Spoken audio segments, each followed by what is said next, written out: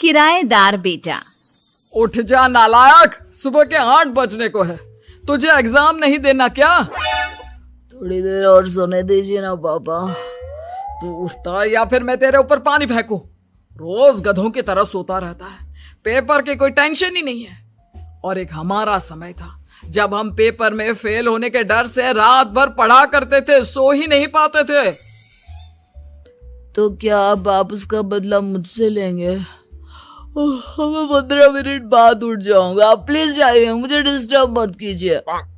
इतना कहकर रौनक रजाई ढककर फिर से सो जाता है। तू ऐसा नहीं मानेगा, रुक मैं अभी पानी लेकर आता हूं। बस फिर क्या था, इतना कहकर वो भागते हुए बाथरूम में जाते हैं और पानी की एक बड़ी सी बाल्टी लाकर रौनक के ऊपर फेंक देते हैं। पानी पड़ते ही रौनक झट से उठ जाता है। ये आपने क्या किया पापा? अब तो उठेगा नहीं तो यही करना पड़ेगा ना।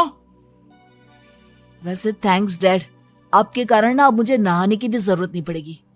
चलिए अब आप माँ से बोलकर मेरे कपड़े निकलवा दीजिए, तब तक मैं ब्रश कर लेता हूँ।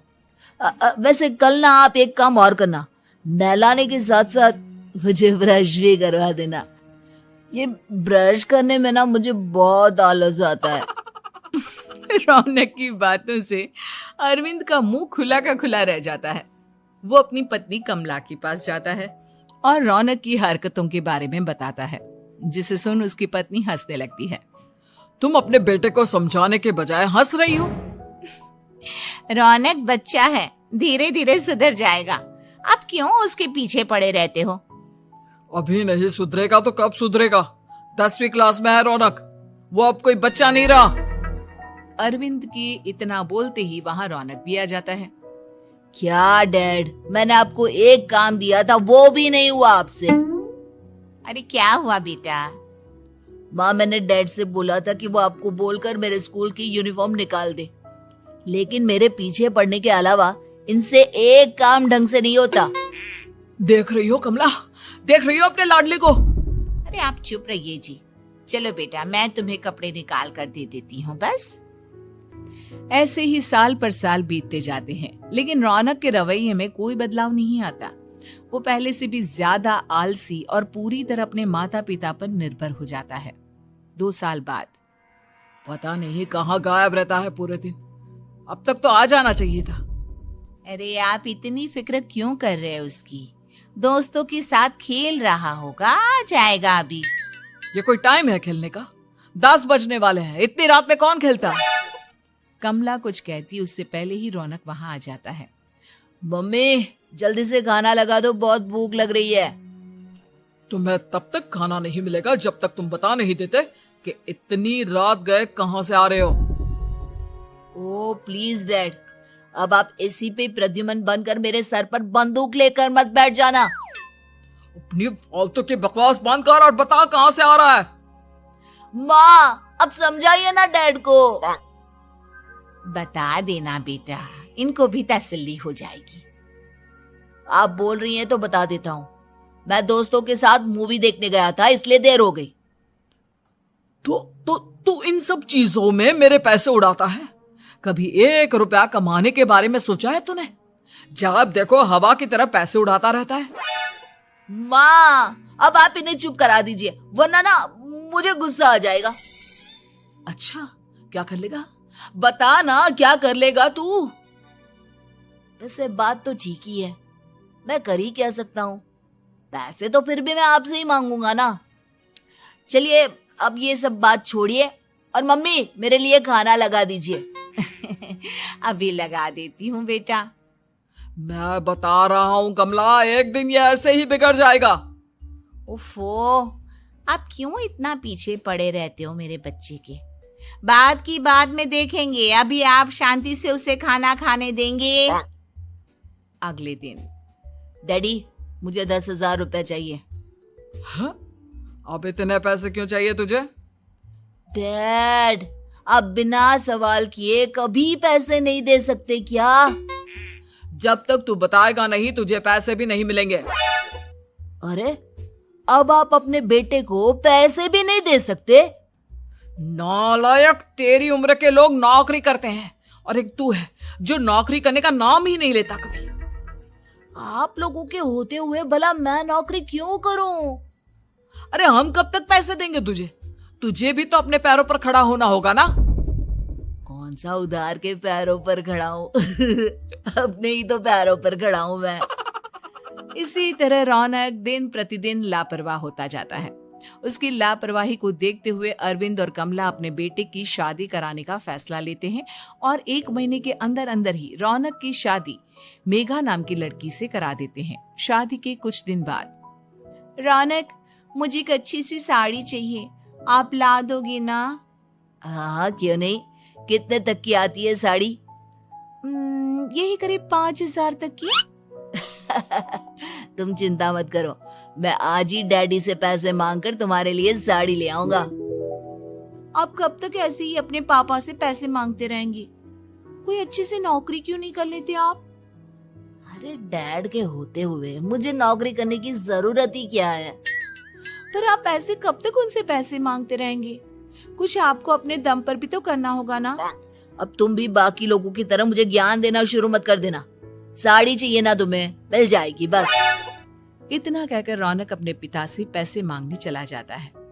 डैडी, मुझे 5,000 रुपया चाहिए। अब 5,000 क्यों चाहिए तुझे? वो मेघा को साड़ी चाहिए थी। अरविंद आगे बिना कुछ कहे चुपचाप उसे पैसे निकाल कर दे देता है। कुछ दिन बाद, तुम्हें नहीं लगता कमला, रौनक हम पर पहले से भी ज्यादा डिपेंड हो गया है? मुझे तो अब उसके भविष्य की चिंता होने लगी है। कल को हमें कुछ हो गया तो वो क्या करेगा?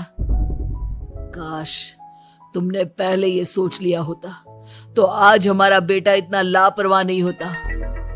तब मुझे कहाँ पता था कि मेरा लाड प्यार उसे इतना बिगाड़ देगा कि वो इस हद तक लापरवाह बन जाएगा।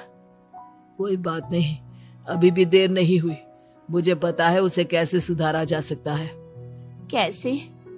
अरविंद कुछ कहता उससे पहले रौनक वहां आ जाता है और पैसों के लिए हाथ फैलाने लगता है। डैड, मैं और मेघा बाहर घूमने जाना चाहते हैं। अरे वाह, ये आज सूरज कहाँ से निकला है? Dad please. अच्छा चलो अब मुद्दे की बात करो। मुझे अब 25,000 चाहिए। अब तुम्हें 1 रुपया भी नहीं मिलने वाला। अगर तुम्हें पैसों की इतनी ही जरूरत है तो कोई ढंग की नौकरी कर लो। मम्मी, आप कुछ कहिए ना डैड को। बेटा, वो गलत क्या बोल रहे हैं? ये सब हम तेरे भले के लिए ही तो कर रहे हैं। मम्मा, मैंने बताया ना आपको, मुझे नहीं करनी कोई जॉब वॉब। तो ठीक है, निकल जाओ हमारे घर से। तुम्हारे जैसे लोगों के लिए मैंने ये घर खड़ा नहीं किया है। जितना ये घर आपका है ना, उतना ही मेरा भी है। मैं कहीं नहीं जाने वाला। जाना तो पड़ेगा ही तुझे, क्योंकि अब मैं तेरा कोई भी खर्चा नहीं उठाने वाला। ठीक है, मत उठाइए मेरा खर्चा, मैं अपने दम पर भी जी सकता हूँ। तो बेशर्मों की तरह अब तक यहाँ क्यों खड़ा है? अपना सामान ले और निकल जाए यहाँ से। रौनक पैर पटकते हुए वहां से चला जाता है। घर से निकालना जरूरी है क्या उसे? बिना पैसों के कौन रखेगा उसे किराए पर? अगर उसका भविष्य सुधारना है तो हमें अपने दिल पर पत्थर रखकर ये कदम उठाना ही होगा। दोनों बात कर रहे होते हैं कि रौनक अपनी पत्नी के साथ एक बड़ा सा बैग लेकर घर से निकल जाता है, लेकिन घर से बाहर उसे कोई भी मुफ्त में अपने घर किराए पर नहीं रखता। अंत में थक हार कर वो फिर से अपने घर चला जाता है। क्या हुआ? थोड़ी देर पहले तो दहाड़ते हुए घर से निकला था, अब क्या हुआ? नहीं रखा ना किसी ने तुझे किराए पर? डैड प्लीज, मैं कुछ दिनों में कोई अच्छी सी नौकरी शुरू कर दूंगा।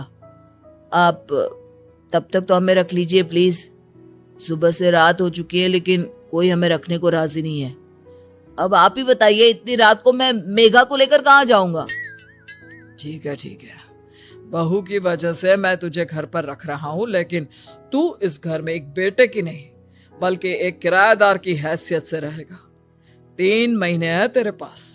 इन 3 महीनों के अंदर अंदर मुझे तेरी पहली तनख्वाह हाथ में चाहिए, समझ गया? पक्का डैड, इन 3 महीनों के अंदर अंदर तो कोई बढ़िया सी नौकरी ढूंढ ही लूंगा मैं। ऐसे ही धीरे धीरे समय बीतने लगता है और अरविंद के दिए 3 महीनों में से 2 महीने बीत चुके होते हैं।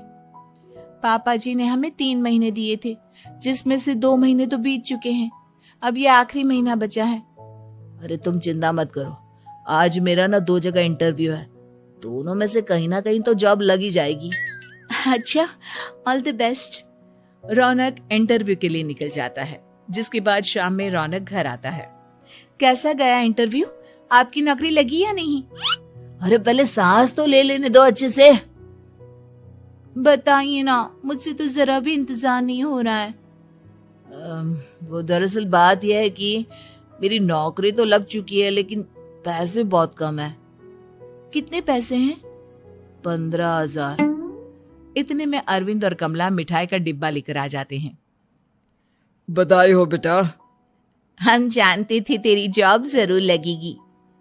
लेकिन मेरी सैलरी बहुत कम है मम्मा। कम है तो क्या हुआ, धीरे धीरे बढ़ जाएगी। हाँ बेटा, हम तो बस चाहते थे कि तू अपने पैरों पर खड़ा हो जाए। मतलब अब आप मुझे घर से नहीं निकालेंगे? नहीं, ये सब हमने तुझे जिम्मेदार इंसान बनाने के लिए किया था। Thank you mummy papa. अगर आप दोनों ऐसा नहीं करते तो मुझे कभी अपनी जिम्मेदारियों का एहसास तक नहीं होता। आज आपने मुझे सिखा दिया कि इंसान का अपने पैरों पर खड़ा होना भी जरूरी होता है। इतना कहकर रौनक झट से अपने माता पिता के गले लग जाता है और अपनी कमाई की पहली तनख्वाह वो अपने माता पिता के हाथ में सौंपता है। इस तरह रौनक एक गैर जिम्मेदार व्यक्ति से एक जिम्मेदार व्यक्ति बन जाता है।